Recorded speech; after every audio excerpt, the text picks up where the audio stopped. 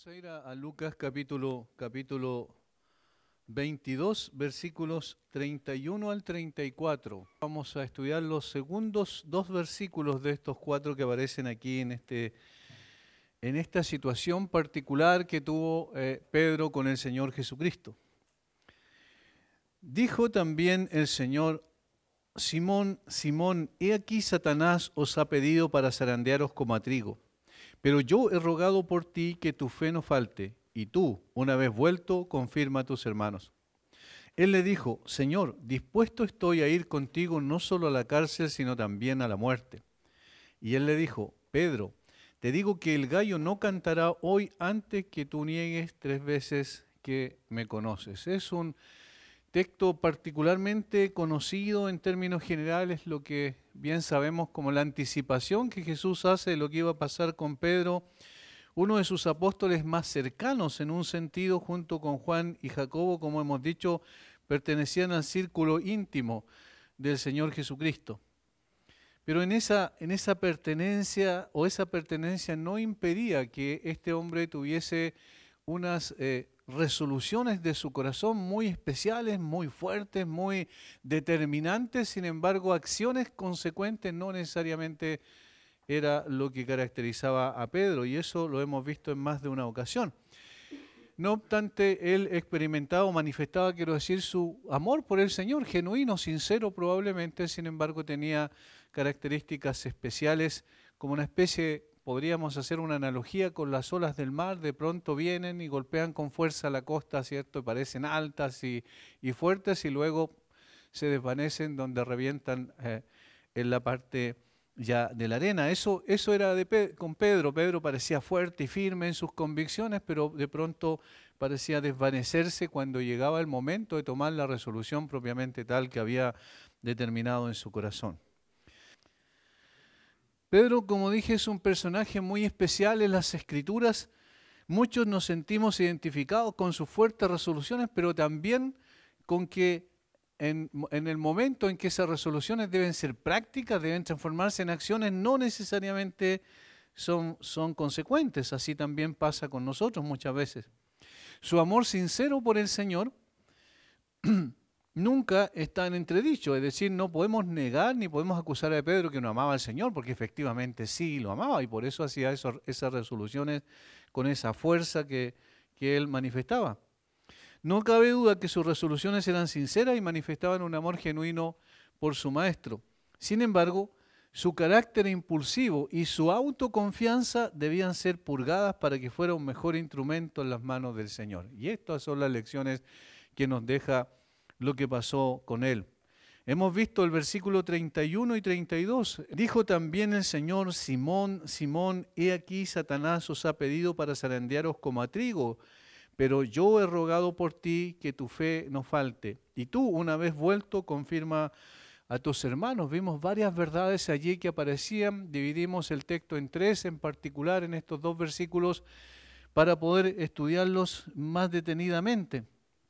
Pero en cada una de las expresiones de Jesús al revelar lo que realmente iba a pasar con Pedro, en el fondo Jesús descorrió el velo que nos impide ver lo que está pasando tras bambalinas, es decir, más allá de lo que ocurre en la tierra. Nosotros podemos ver y discernir simplemente lo que podemos apreciar desde el punto de vista físico, y podemos, en términos intelectuales, poder tratar de comprender las cosas o interpretar lo que estamos viendo. Pero detrás de la escena siempre hay algo más, y el Señor está revelando a Pedro esto. ¿Recuerdan lo que pasó con Job?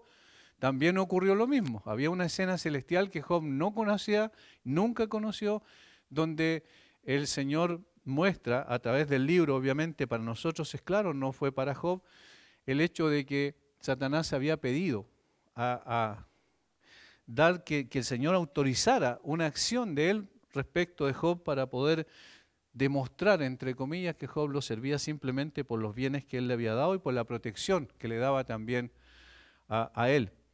En esa escena celestial para nosotros es conocida. En el caso de Job, no para Job lo fue. Al revés, en este caso para Pedro sí fue conocida porque el Señor se la quiso revelar. Y por eso el versículo 31 hablaba sobre esto. Y hablamos de la revelación de esa esa escena que era una advertencia al mismo tiempo para Pedro. Simón, Simón, he aquí Satanás os ha pedido para zarandearos como a trigo. Ahí está la primera escena que nosotros podemos ver. Esto es muy interesante porque nosotros normalmente, como dije, no percibimos las cosas que están detrás de la escena celestial. Nosotros no tenemos esa capacidad, el Señor no nos ha concedido esa capacidad. Pero siempre detrás de todo lo que está pasando hay una escena que nosotros no podemos ver y que tiene que ver con la acción de Dios y en este caso también la acción de Satanás. Por eso el apóstol Pablo dice a los Efesios que no tenemos lucha contra sangre y carne, sino contra principados y potestades en las regiones celestes.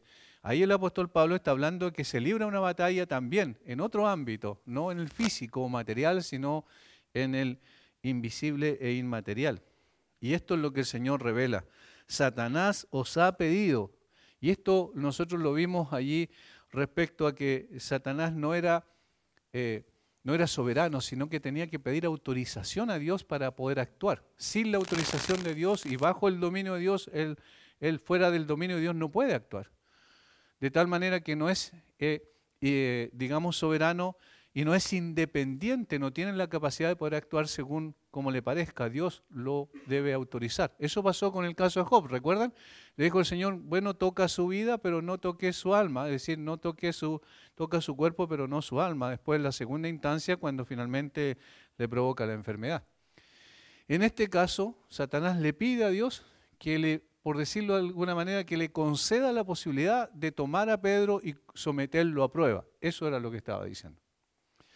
Y en este sentido, entonces, nosotros vemos como el propósito de Satanás que él tenía era poder tratar de demostrar, también como en el caso de Job, que en realidad la fe de Pedro era una fe no genuina, no sincera, sino que tenía una apariencia de piedad nada más. Y el Señor autoriza a Satanás. Aquí no dice el texto literalmente, pero se implica. ¿Por qué se implica? Por lo que le dice en el versículo siguiente, versículo 32. Pero yo he rogado por ti que tu fe no falte, y tú una vez vuelto confirma a tus hermanos. Allí él está diciendo implícitamente que sí, Dios aceptó la petición de Satanás para poder colocar a prueba a Pedro. Pero yo he rogado por ti. ¿Por qué iba a rogar por él si el Señor no hubiese permitido que Satanás hubiese zarandeado a Pedro? Obviamente rogó por él porque Dios sí le dio la autorización para que lo pusiera a prueba. Eso es lo que nosotros entendemos claramente que está allí implícito. Ahora, en ese momento, entonces, el Señor también dice que no solo eso iba a pasar con Pedro, es decir, que iba a ser puesta su fe a prueba, que él iba a rogar, a interceder por Pedro para que su fe no fallara definitivamente, es decir, no se apartara del Señor. Y lo tercero que le dice es que efectivamente iba a tener, en ese zarandeo iba a tener una cierta victoria Satanás, porque le dice, y tú una vez vuelto, o sea, una vez vuelto, restaurado, es lo que significa, lo que implica, una vez restaurado tú confirma a tus hermanos. Y eso es lo tercero que aparece allí. El Señor le dice, yo te voy a restaurar, pero en esa restauración te voy a dar también una misión. ¿Cuál misión? Tú confirma a tus hermanos. Se infiere a los otros apóstoles. Y de hecho Pedro llegó a ser precisamente el líder natural de los apóstoles. Lo vemos, por ejemplo, en Hechos capítulo 2, predicando el Evangelio. Lo vemos en Hechos capítulo 3, predicando el Evangelio. Lo vemos en Hechos capítulo 4, predicando el Evangelio nuevamente. De tal forma que sí, Pedro fue restaurado y sí, Pedro fue el que guió también a los demás apóstoles para el establecimiento de la iglesia propiamente tal.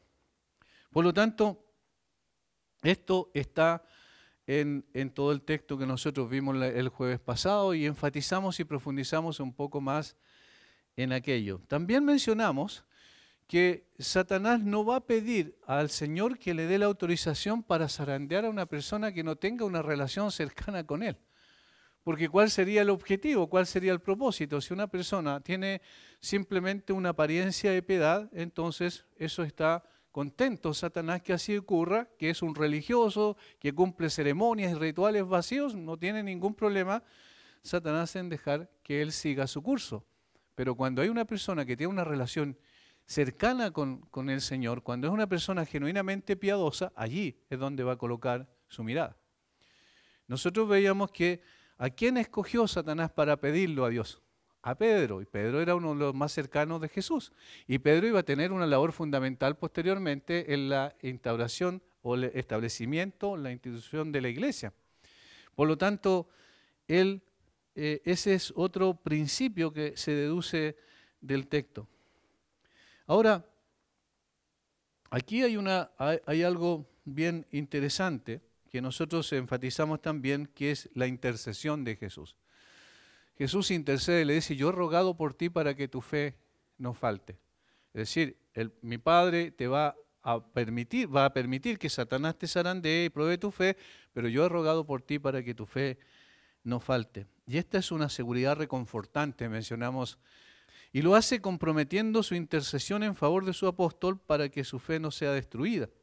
Se implica que Dios autorizará a Satanás para probar la fe de Pedro, lo que haría necesaria y fundamental la intercesión de Jesús.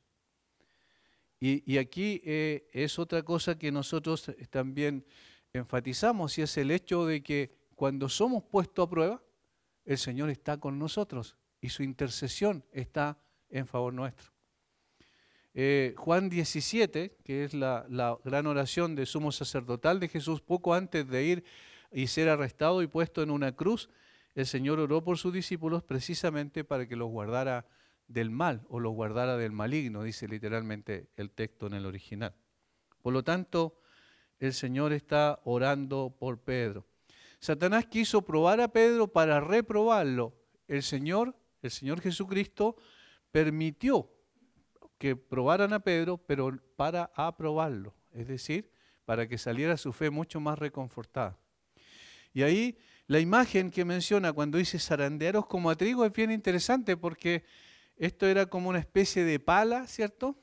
Que donde se echaba el trigo, obviamente con orificios muy pequeños, de tal manera que no pudiese caer el trigo allí, pero lo lanzaban el trigo hacia arriba con el propósito de que el viento pudiese llevar la paja y que el trigo fuera preservado. Entonces esa es una forma muy, muy linda, porque nos ayuda a entender que incluso, y esto es interesante, que incluso el hecho de que Dios autorizara a Satanás para que probara a Pedro, en el fondo Dios estaba usando a Satanás como instrumento para que la fe de Pedro pudiese ser purificada. Porque el que iba a aventar a Pedro, por decirlo así, figuradamente, era Satanás. Él iba a hacer la pega, por decirlo así, pero obviamente el Señor iba a estar preservándolo por esa intercesión que estaba haciendo en favor de su apóstol.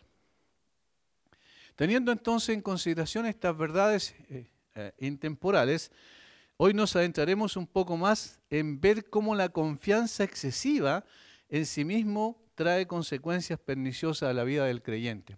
Y esto es obviamente relacionado ahora con Pedro principalmente y con su carácter impulsivo. Dos puntos centrales nos ayudarán a profundizar un tanto más en este tema. Vamos a ahondar mucho más en el primero porque es el principal en este sentido, donde vamos a poder conocer un poco más de la naturaleza humana a través de lo que la Biblia menciona respecto a Pedro.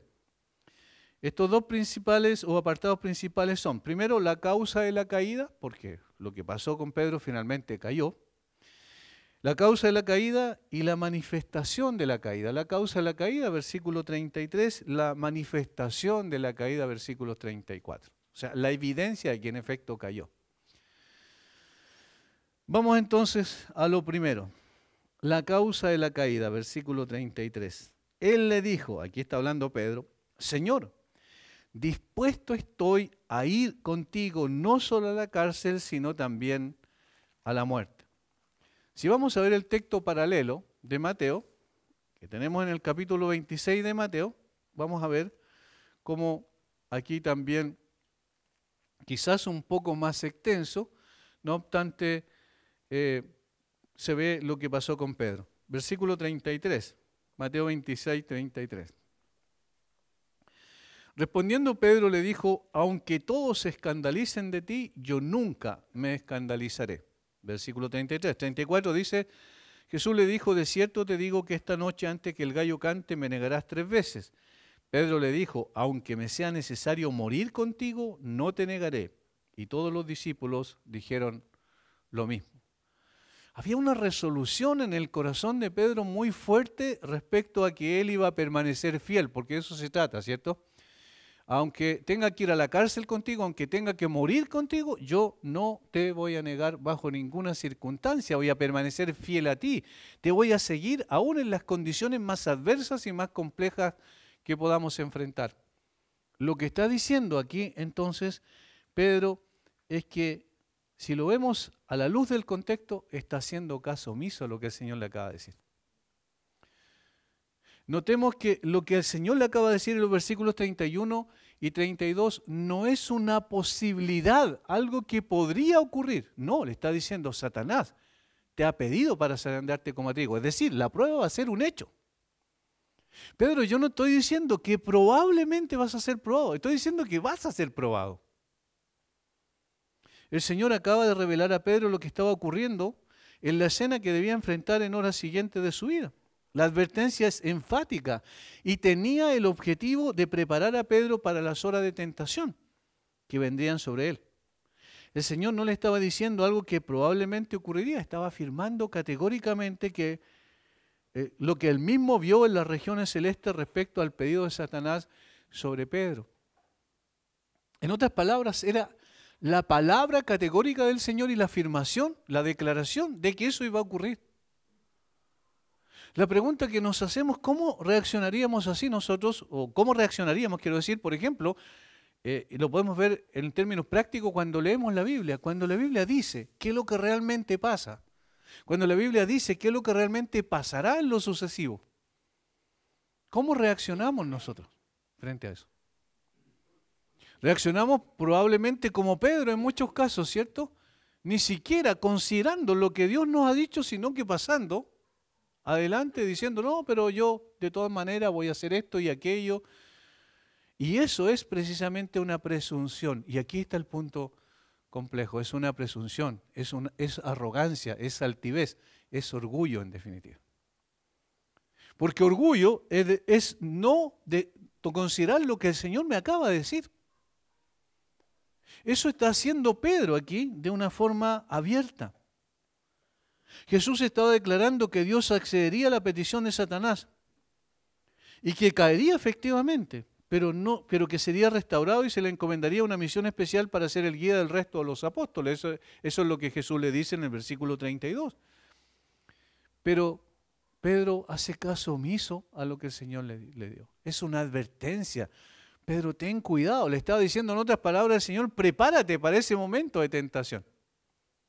Y él, no obstante, colocó su mirada no en lo que el Señor le estaba diciendo, no en el Señor propiamente, sino en su propio corazón.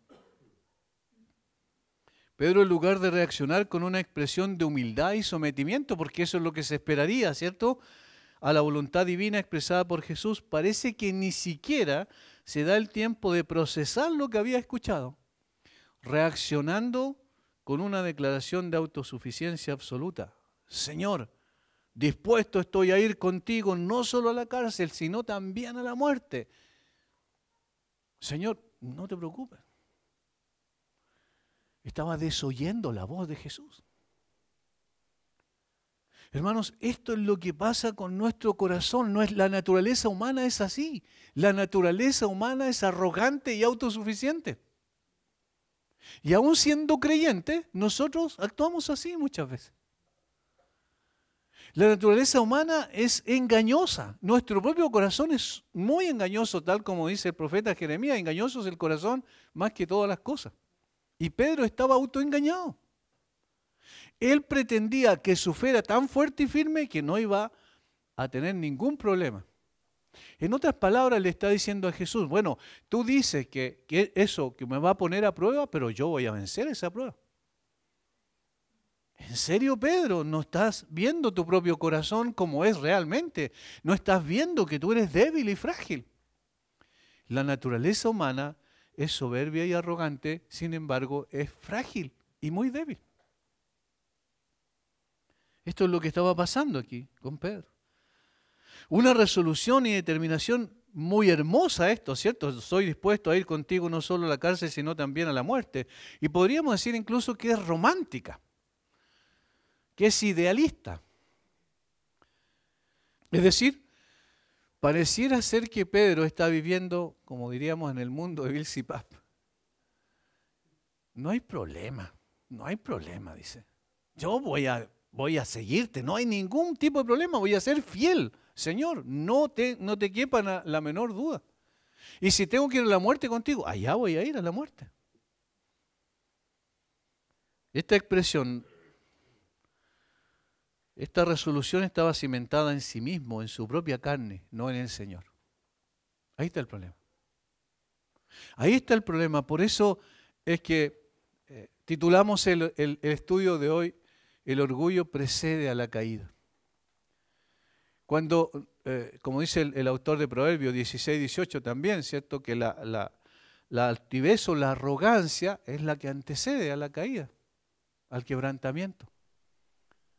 Lamentablemente nosotros tenemos esa situación en nuestro propio corazón. Cuando no somos creyentes, obviamente ahí tiene control total el yo y el orgullo en nosotros. Cuando ya somos creyentes, entramos en una batalla, en una lucha con ese yo. Pero permanece ese peligro. La causa y el origen de los defectos más obvios en el carácter del apóstol fue esa gran y segura confianza en sí mismo, que lo hizo tan rápido para hablar, tan pronto para actuar. Ni siquiera se detuvo a pensar, analizar, reflexionar lo que Jesús le estaba diciendo, oh Señor, muchas gracias porque tú me adviertes lo que va a pasar. Yo no soy suficiente en mí mismo, pero cuento contigo, tú eres poderoso. Señor, presérvame. Así debería ser la reacción de Pedro. Pero él dijo, no, yo no, bajo ninguna circunstancia, Señor, yo te voy a abandonar. A lo largo de las Escrituras, como en la naturaleza humana, la confianza en uno mismo se opone a la fe, podemos verlo a través de todas las Escrituras, o a la confianza en Dios. Es decir, la confianza en mí mismo me aleja de la confianza en Dios. La confianza en Dios me ayuda a vencer la confianza en mí mismo. Eso tiene que ser un principio rector de nuestras vidas. Nosotros no somos capaces de poder sostenernos a nosotros mismos. Nosotros solamente podemos ser sostenidos por el poder de Dios, por la gracia de Dios, por la presencia de Dios en nosotros. En muchas partes de las Escrituras tenemos esta advertencia, que Dios habita solo en el corazón contrito y humillado. Eso dice, por ejemplo, Salmo 51:17, el famoso Salmo de arrepentimiento de David. Dice, al corazón contrito y humillado no despreciarás tú, oh Dios. Y él lo vivió por su propia experiencia. ¿Recuerdan? David también se confió en sí mismo, en su propia capacidad para permanecer fiel a Dios y resulta que cayó ostensiblemente en adulterio y posteriormente en asesinato inclusive. Un pecado que jamás David podría haber pensado que iba a caer. Pero es precisamente por la arrogancia del corazón, el orgullo humano que piensa que es capaz en sí mismo. También el Señor dice a través del profeta Isaías, yo habito en la altura, en la santidad y con el quebrantado y humilde de espíritu. Isaías 57:15. Quebrantado y humilde de espíritu, eso es lo que pide el Señor. Pero arrogancia y orgullo es contrario absolutamente a lo que el Señor demanda de nosotros. Cuando pensamos que la causa de la posterior caída de Pedro era, sin duda, su excesiva autoconfianza, nos damos cuenta de que una campanita suena en nuestros oídos espirituales y me están diciendo, cuidado, tú también puedes caer. Es una advertencia sobre mi propia vida y la vida de cada uno de nosotros. Si no necesitamos mirar hacia un lado, tenemos que decir, yo también puedo caer. Solo un ejercicio mental. Piense en el pecado que usted jamás pensaría que caería. Allí puede caer. Es decir, podría uno decir, bueno, yo tengo debilidad en esta área, pero en esta yo soy fuerte, justo en el área fuerte, ahí puede caer. Porque lo que quiere precisamente Satanás es que bajemos la guardia. Porque como él anda como león rugente buscando a quien devorar, cuando vemos la escena del león nos damos cuenta que el león lo que hace, dice que buscando alrededor, ¿cierto? Anda como león rugente alrededor buscando a quien devorar, está observando primeramente. No ataca en forma inmediata al león, sino que observa a la manada y la rodea y ve cuál es el más débil de la manada. Y ve cuando ese que está débil está alejado de la manada. Es decir, evalúa la situación primero. Cuando nosotros pensamos que estamos firmes y no hay problema, vamos a seguir al Señor, pase lo que pase, y si viene persecución, nosotros vamos a seguir al Señor. Es muy romántico eso, ¿cierto? Y es lindo. Pero en la práctica, las cosas muchas veces son distintas, son difíciles. En lugar de decir, Señor, presérvame, aún en esos momentos de más debilidad. Porque yo creo que no voy a poder, pero contigo es posible. Es una confianza en Dios y no en nosotros mismos. Pedro estaba haciendo todo lo contrario. Ahora, podemos entender un poco más de por qué el Señor accedió a la petición de Satanás para zarandear a Pedro. Si Dios iba a tener una relación permanente y transformadora con Pedro, la fuerza impulsiva y vehemente del apóstol debía ser corregida hacia una firme confianza en el Señor. Es decir, tiene que haber habido un cambio en Pedro. Pero ¿cómo se puede producir un cambio en Pedro? Evidentemente al probarlo. Es decir, al probar su fe y su lealtad.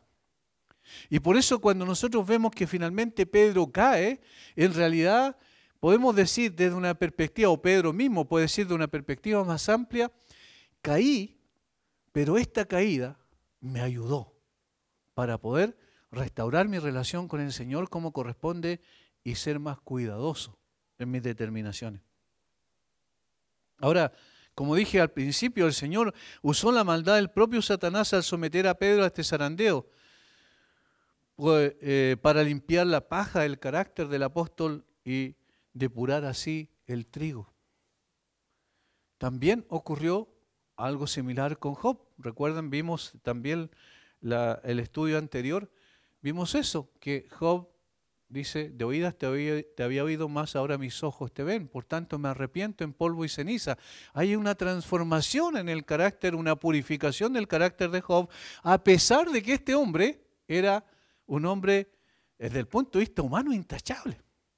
Dios mismo dice que era perfecto, recto, temeroso de Dios y apartado del mal. Así lo describe.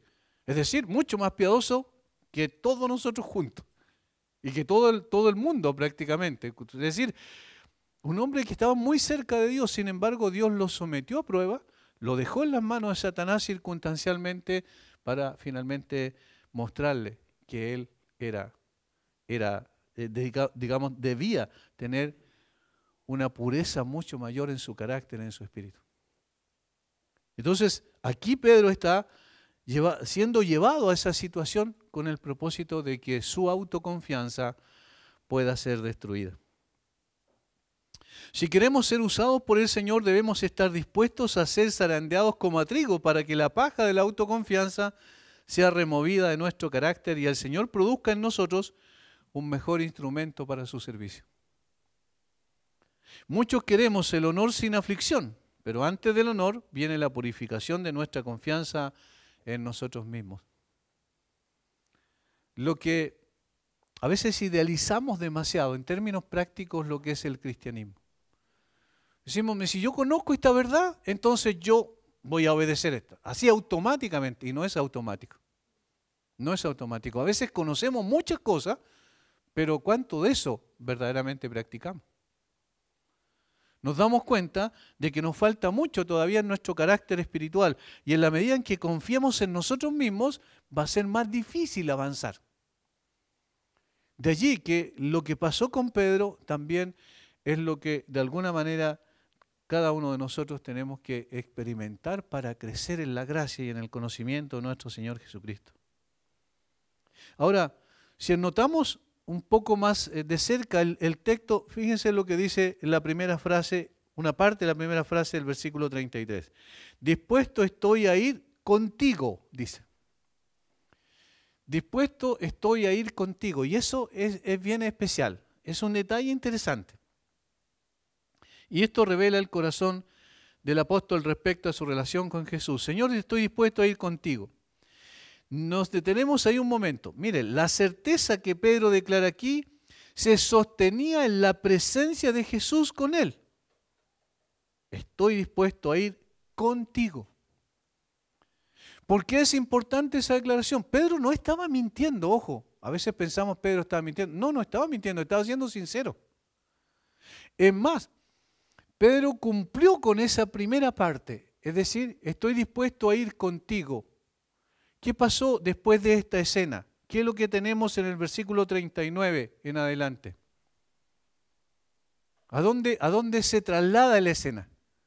A Getsemaní, ¿cierto? Ahora, ¿qué sucedió en Getsemaní? Según los relatos, no de Lucas, sino de los otros evangelistas, ¿qué sucedió en Getsemaní? ¿Recuerdan cómo actuó Pedro ahí?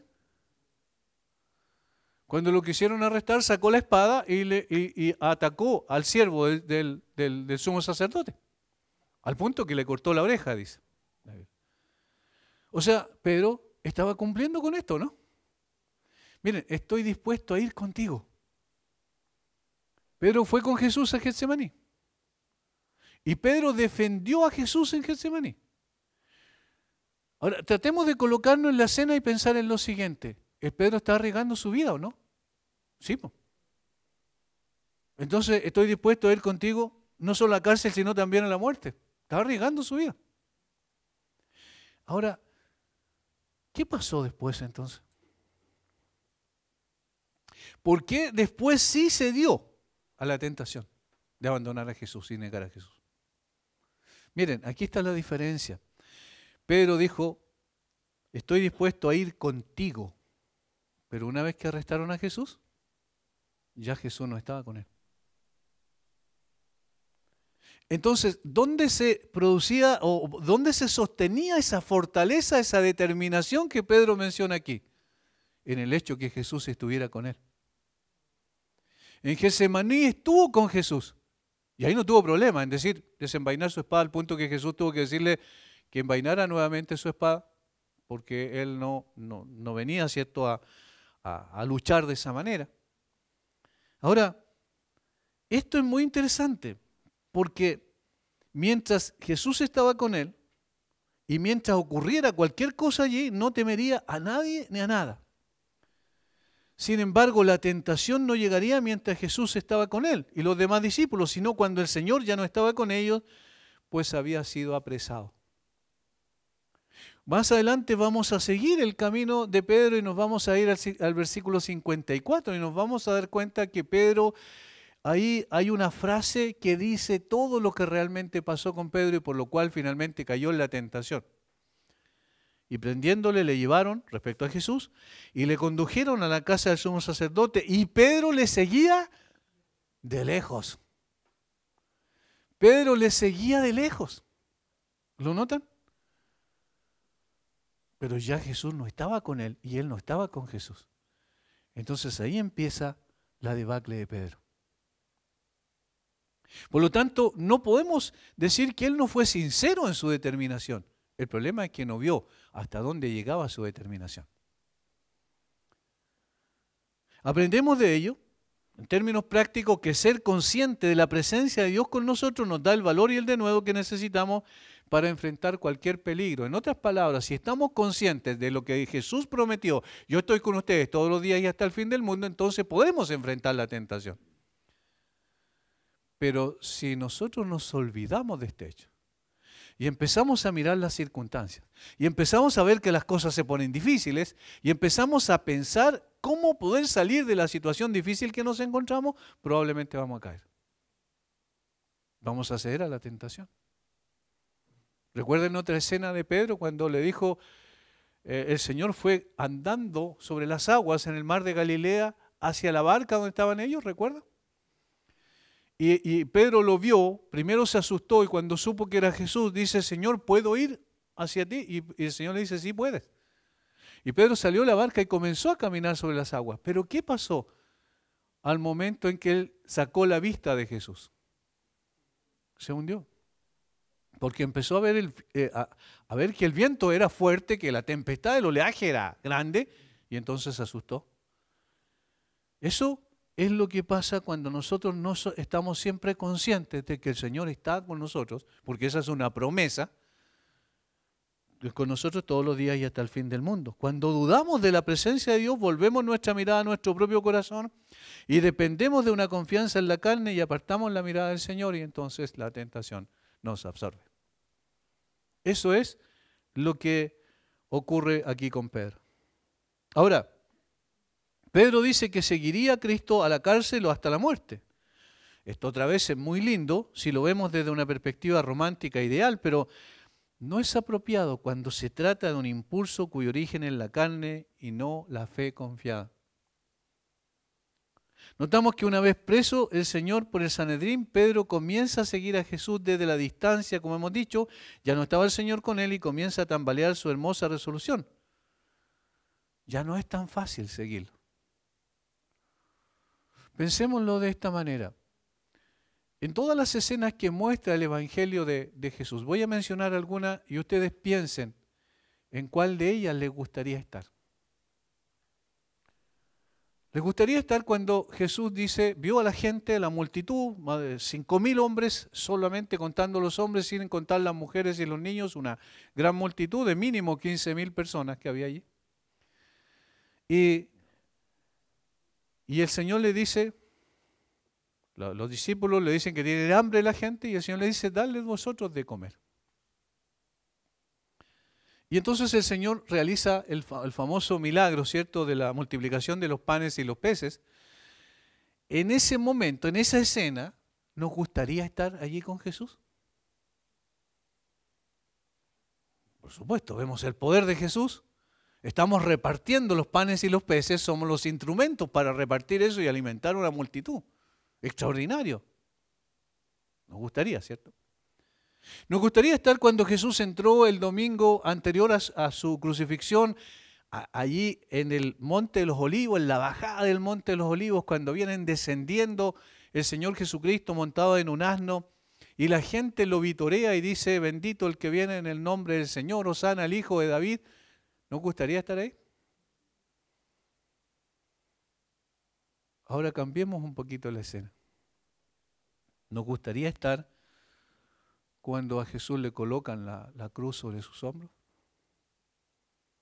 y comienza a caminar hacia el lugar de su crucifixión? ¿Nos gustaría ir con Él para allá?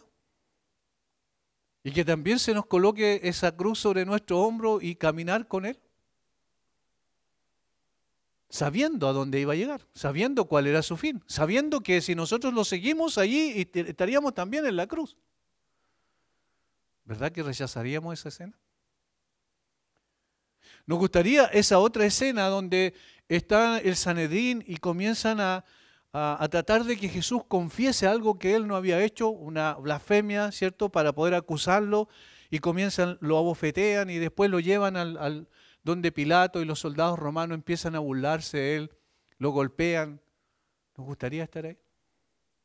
No, ¿verdad? El punto es este. A Jesús no se le sigue solo en los momentos fáciles, donde todo va bien, donde no tenemos enfermedades, donde tenemos paz y tranquilidad, donde no tenemos problemas en términos laborales, donde... Así es fácil seguir a Jesús, ¿cierto? Pero ¿qué pasa cuando las cosas vienen mal? ¿Es igualmente fácil? Obviamente que no, es mucho más complejo. Entonces Pedro está diciendo, yo te voy a seguir hasta la muerte, Señor, y hasta la cárcel, no hay ningún problema, yo lo voy a hacer. Pero cuando vio que Jesús ya no estaba cerca de él, las cosas cambiaron. Y eso nos lleva al versículo 34. Las cosas cambiaron. Y esto es lo segundo, la manifestación de la caída. Es decir, la caída fue un hecho, tal como Jesús lo había anunciado previamente. Satanás te va a zarandear como a trigo. Y la verdad es que vas a caer.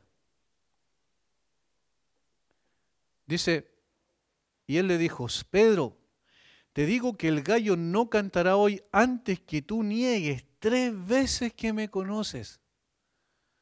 Que tú niegues 3 veces que me conoces. Pedro, será evidente para ti. Yo te doy una señal anticipada de lo que va a ocurrir.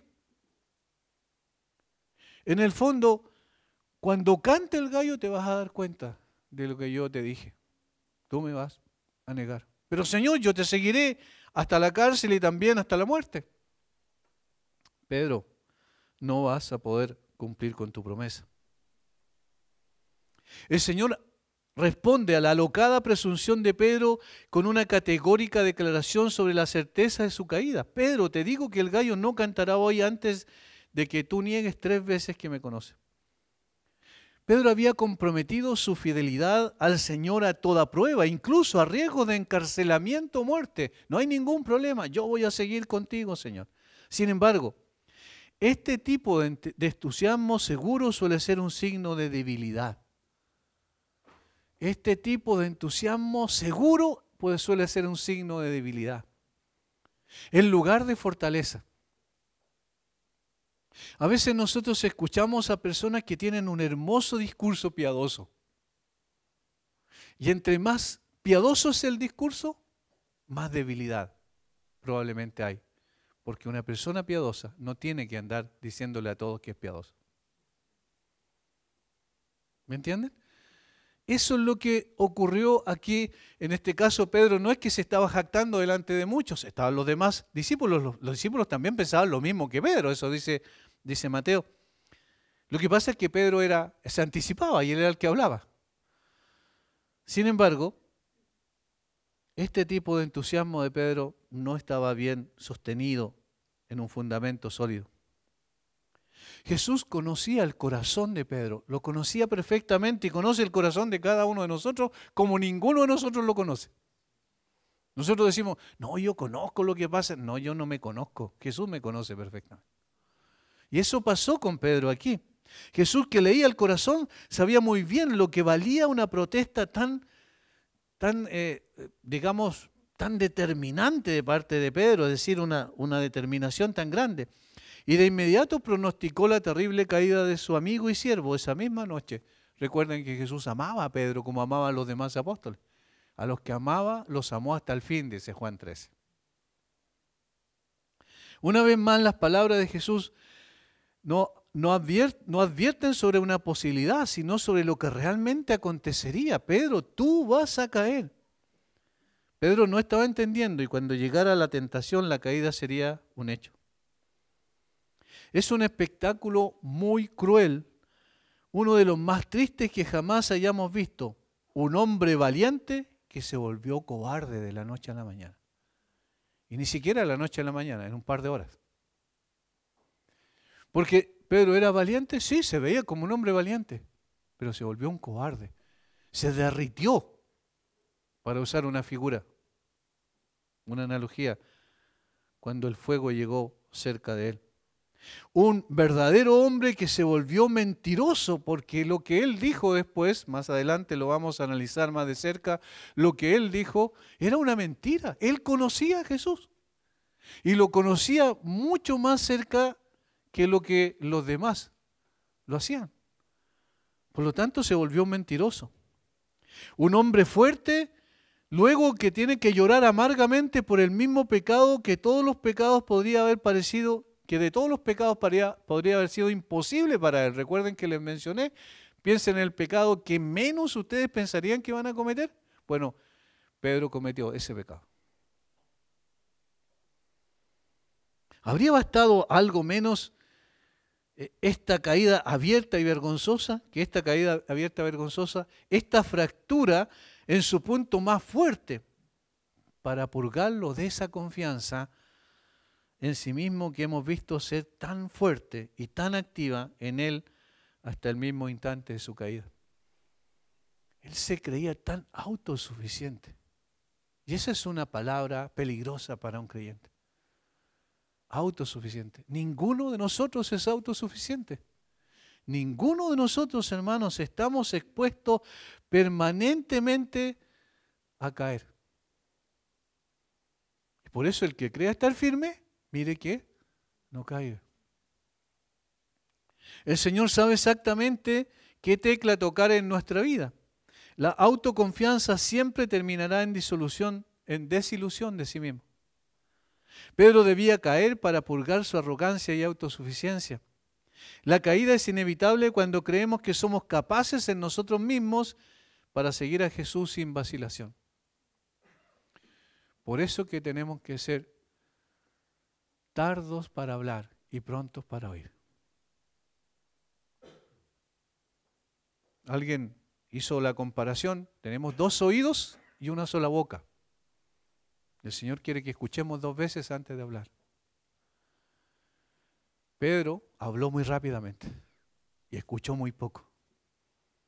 Jesús le dice, Satanás te ha pedido para zarandearte. Y él no escuchó eso. No, dijo, yo jamás, yo no tengo problema, yo te voy a seguir, Señor, yo tengo la certeza de que va a ser así. Sin embargo, eso fue lo que lo llevó a la caída. La negación de Pedro sería tan categórica que se repetiría 3 veces. Y esa es una de las cosas que uno piensa, ¿por qué no fue una vez? ¿Por qué fueron 3 veces? Porque el Señor quería dejar en claro, Pedro, tú eres un hombre débil y mientras confíes en ti mismo vas a caer una y otra vez. Fue una caída categórica, absoluta. La negación de Pedro sería tan vergonzosa que se manifestaría en público. Cuando las personas se acercaron, tú eres uno de los que andaba con él. No, yo no soy, no lo conozco. Pero tú eres Galileo, eres como los demás que andaban con él. No, yo no tengo idea quién es él. Y finalmente con la tercera, digamos, confrontación que hicieron respecto a que Pedro era uno de los que seguía a Jesús, él maldijo. Es decir, no fue simplemente una caída superficial, sino fue una caída total. Es una caída vergonzosa. Tercero, la negación de Pedro sería tan profunda que no daría lugar para recapacitar sobre sus efectos. Nunca él imaginó los efectos que podía producir. Él estaba pensando más en sí mismo que en el Señor. Me negarás 3 veces, le dijo el Señor, a quien estaba preparando para ser el líder de los apóstoles para una tarea tan extraordinaria de alcance universal, porque si nosotros estamos viendo esta historia es porque esto tiene que ver con nosotros.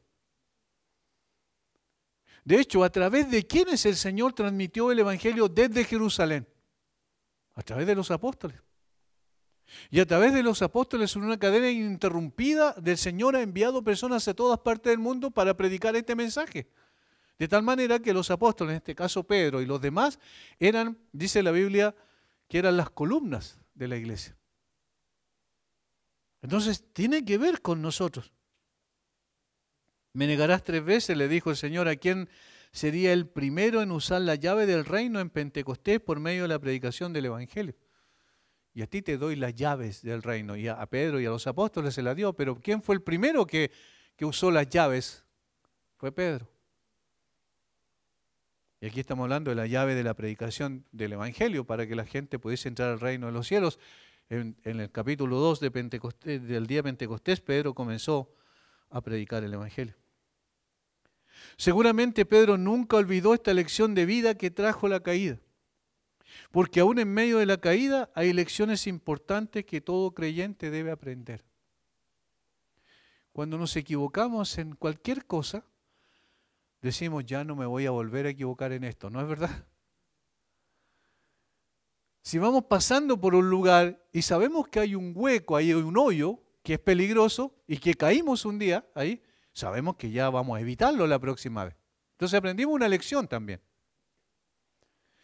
Cuando nosotros caemos en la tentación y nuestra fe tambalea en circunstancias especiales y caímos, entonces esa caída nos está diciendo, no, tengo que tener doblemente cuidado ahora. Porque si yo pienso que ya salí definitivamente y no puedo volver a caer, estoy equivocando el camino. Por eso aún la caída es necesaria para que nosotros aprendamos lecciones importantes. Hermanos, Dios sigue trabajando con nosotros. Y Dios sigue trabajando con nosotros para hacer de un barro deforme como el que tomó de este mundo lleno de pecado, del lodazal de este mundo, un vaso para honra. Eso es lo que dice la Biblia que Él está haciendo con nosotros, un vaso para honra. Pero para hacer un vaso para honra, tiene que someter a prueba nuestra fe. Para que mucho más preciosa que el oro, como dijo el propio Pedro en su primera carta, sea probada así como por el fuego. Para que sea encontrada como una acción de gracias cuando el Señor venga nuevamente o cuando el Señor venga por nosotros, por su iglesia. Este debe pasar, es decir, este barro debe pasar por las manos del alfarero divino y ser puesto al horno de la aflicción de tal manera que llegue a ser un vaso firme y fuerte para llevar el tesoro del Evangelio en él. ¿Cómo preparan la arcilla? ¿Cómo moldean la arcilla y posteriormente la colocan ¿dónde? Al horno, para que se endurezca, cuando ya tiene la forma, y entonces allí pueda ser usada para el propósito para el cual fue creada, fue formada. Así ocurre con nosotros, de tal manera que esto no es una casualidad en la vida de Pedro, esto era necesario que ocurriera. Y es interesante cómo nos ayuda a nosotros también, no solo a ser cuidadosos, sino a saber que aún en la caída todavía hay lecciones que aprender. Y el Señor puede llevarnos por ese camino difícil para poder enseñarnos cosas que no podríamos aprender de otra manera. En conclusión, vamos a ver 4 conclusiones aquí que me parece que hemos ya tocado, pero que es importante resumirlas. Primero, tomemos la advertencia de la caída de Pedro, primero, no prometiendo mucho. No prometamos mucho. Es peligroso. Somos muy dados a establecer compromisos con el Señor en forma rápida y sin considerar nuestra fragilidad y debilidad. No prometamos mucho. Seamos más reflexivos. Si no fuera por la gracia del Señor que siempre está intercediendo por nosotros para que nuestra fe no falle definitivamente y totalmente, con toda seguridad estaríamos a la deriva en esta vida. No es nuestra fuerza, no es nuestra capacidad, no es nuestra gran fe, no es nuestro gran conocimiento, no es nuestra capacidad intelectual, no es nuestra sabiduría, no es nuestro entendimiento extraordinario de las Escrituras, es la gracia de Dios, simplemente. Dependamos del Señor. Segundo, no hablemos mucho de nosotros mismos. Mire lo que dice Pedro en el versículo 33. Él dijo, Señor, dispuesto estoy a ir contigo no solo a la cárcel, sino también a la muerte. Yo estoy dispuesto. No hablemos mucho de nosotros mismos. Pedro dice que estaba dispuesto. Yo. Eso es lo que se repite cuando nosotros confiamos en nosotros mismos. No debemos fijar la mirada en nosotros cuando se trata de ser fieles al Señor. La mirada debe estar fija en aquel que es fiel para santificarnos y llevarnos a perseverar en nuestro caminar con Él. De hecho, si perseveramos en el Señor es porque Él nos preserva. De lo contrario, no podríamos perseverar. Entonces, no hablemos mucho de nosotros. De hecho, ¿cómo se encuentra fácilmente un falso maestro, un falso profeta que habla mucho de sí mismo? Tercero, no seamos altivos, ni nos animemos en un lenguaje impetuoso y audaz. No seamos altivos. La altivez siempre precede a la caída. Este es el problema de fondo en nuestro carácter. Ningún creyente está exento de aquello. No podemos pensar que la lucha con nuestro yo termina con la conversión o con el primer arrepentimiento. Ya soy de Cristo, ya terminó la lucha con el yo. Mentira, ahí comenzó. Antes no había lucha, porque seguíamos la corriente de este mundo. Éramos llevados como cuando viene un tsunami, ¿cierto? Y entra y después se lleva de vuelta todo lo que encuentra en el camino. Así éramos llevados antes, no teníamos ninguna lucha. Pero cuando llegamos al Señor comenzamos la lucha con el yo. Ahí notamos que hay algo dentro de nosotros que se opone. El apóstol Pablo lo dijo. claramente. Lo que no quiero hacer, eso hago. Todos los días y cada día seguimos luchando con nuestro orgullo. El arrepentimiento, entonces, siempre es necesario. Cuarto, aún en la caída, Dios nos está instruyendo y transformando por medio de esta dolorosa experiencia. El vaso no pocas veces debe ser quebrantado para ser más útil a los propósitos del alfarero. Cuando uno empieza a mirar cómo hace la arcilla, cuando uno va, por ejemplo, a Pomaire, ¿cierto?, allá en la región metropolitana, donde hacen los cacharros de greda, ahí uno se da cuenta cómo están con la rueda trabajando, pero de pronto tienen como una especie de forma y luego lo deforman y lo vuelven a amasar y lo vuelven a colocar en la rueda y comienzan otra vez.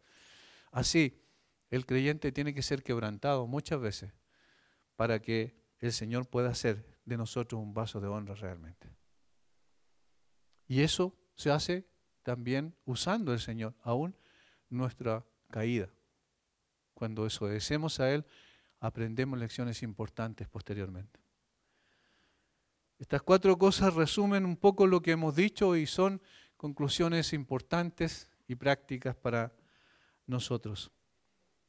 Hay tanto allí en este texto, tanto que estoy tentado a hacer una predicación del texto porque realmente es profundo y nos ayuda a poder tener una perspectiva mejor de lo que significa seguir al Señor y de la lucha que tenemos, no contra sangre y carne, sino contra principados y potestades en las regiones celestes, pero confiamos en la intercesión del Señor y podemos descansar en el poder y la gracia de Dios y no en nuestras propias capacidades.